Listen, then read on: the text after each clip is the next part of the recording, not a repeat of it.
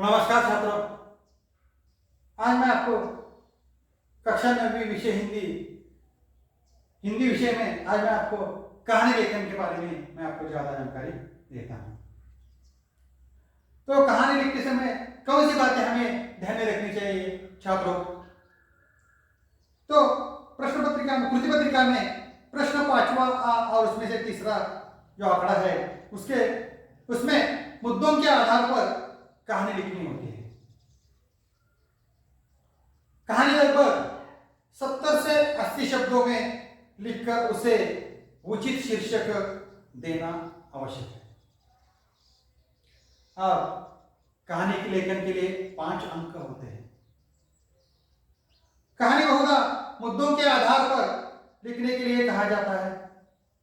कभी किसी सुवचन अथवा कुछ शब्दों के आधार पर भी कहानी लिखने के लिए कहा जाता है। तो छात्रों, कहानी लिखते समय हमें कौन सी बातें ध्यान में रखनी चाहिए इसके बारे में मैं आपको जानकारी देता हूं। सबसे पहले कहानी की रूपरेखा को अच्छी तरह समझ लीजिए।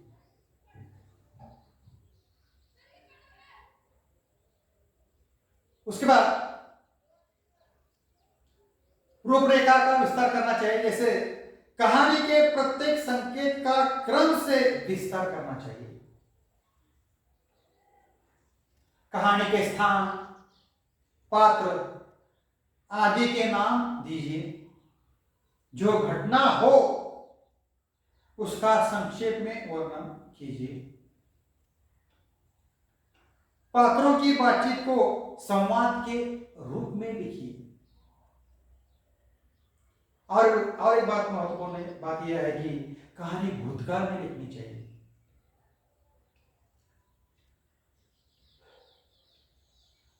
पूरी कहानी को 3-4 परिच्छेदों में बांटना चाहिए।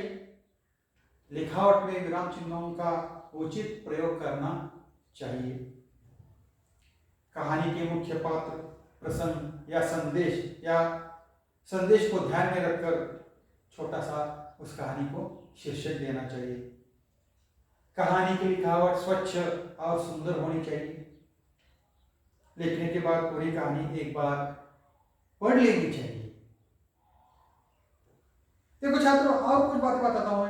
यदि कृति पत्रिका में कहानी का आरंभ या परिचय, कहानी का आरंभ का हिस्सा या मुद्दे दे गए हो तो उसे उत्तर पत्रिका में फिर से लिखने की जरूरत नहीं होती।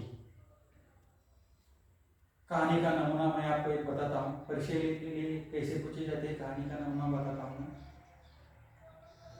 ध्यान दीजिए।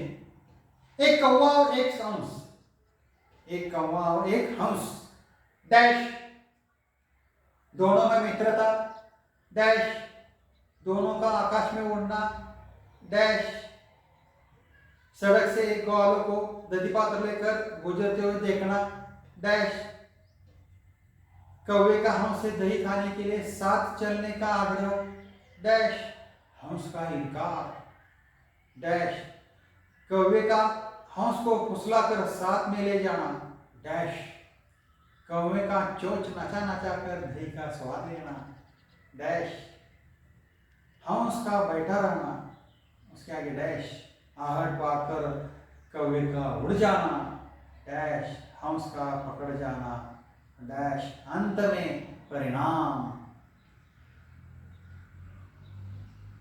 देखो, इसके बाद ये प्रश्न हुआ, इसके बाद कहानी कैसे लिखनी चाहिए। रूपरेखा पढ़ने के बाद हम उसे उचित शीर्षक देते हैं। हंस और कौवा कहानी में शीर्षक है, अथवा बुरी संगति का परिणाम। तो कहानी कैसे लिखनी चाहिए। देखो, एक पर्वतीय नगर था। वहां सड़क के किनारे एक वृक्ष पर एक कौवा रहता था। उसी वृक्ष पर एक हंस भी रहता था। दोनों में अच्छी मित्रता थी। दोनों दूर दूर तक आकाश में उड़ते थे, पेड़ पर उछल कूद करते थे और हमेशा खुश रहते थे। परिचित बदल के लिखना है। एक दिन कौवा और हंस दोनों पेड़ पर बैठे हुए थे। उन्होंने एक ग्वाले को सिर पर दही पात्र लेकर सड़क पर गुजरते हुए देखा। दही को देखकर कौवे के मुंह में पानी भर आया। उसने हंस से कहा, चलो हम दोनों दही के हांडी के मुंह पर बैठे दही का स्वाद ले। हंस ने कहा, इस तरह चोरी से किसी की चीज खाना अच्छी बात नहीं। मैं तो नहीं आऊंगा। इस पर कौवे ने हंस को अपनी मित्रता की कसम खिलाई और फुसलाकर उसे अपने साथ ले गया।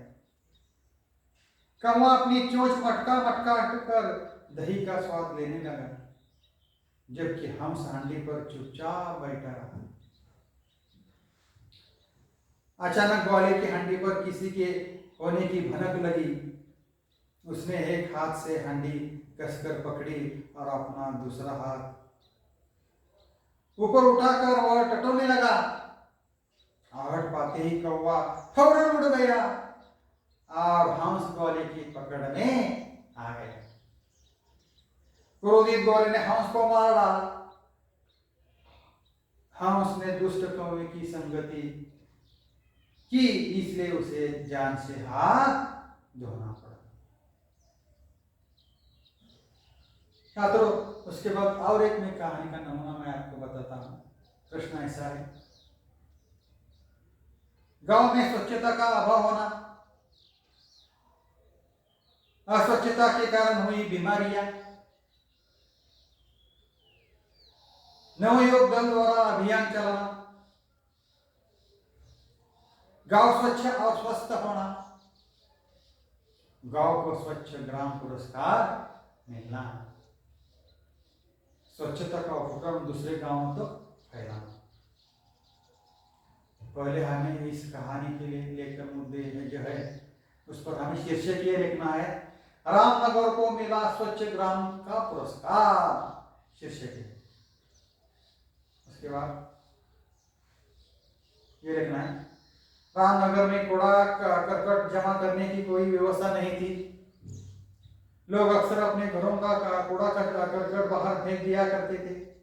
एक बार बहुत बरसात हुई, गांव में पानी जमा हो गया। कूड़ा करकट सड़ने से गांव में हैजा और मलेरिया की बीमारी फैल गई। इससे कई लोगों को अपनी जान गंवानी पड़ी। पानी उतरा तो लोगों को गांव की सफाई का ध्यान आया। सफाई के लिए गांव के युवक आगे आए। देखते देखते गांव का सारा कूड़ा करकट साफ हो गया। जगह जगह कूड़ेदान रखवा दिए गए। गांव के बाहर कूड़ा जमा करने का स्थान निश्चित कर दिया गया। रामनगर गांव की स्वच्छता की चारों ओर चर्चा होने लगी। धीरे धीरे जिले के स्वास्थ्य अधिकारी तक बात पहुंची। उन्होंने गांव के युवकों का सम्मान किया। रामनगर के युवकों ने अब दूसरे गांव की सफाई की बेड़ा उठा लिया। वे गांव वालों के साथ कंधे से कंधा मिलाकर काम कर रहे हैं। अब एक के बाद एक गांव रामनगर होते जा रहे हैं। देखो छात्रों,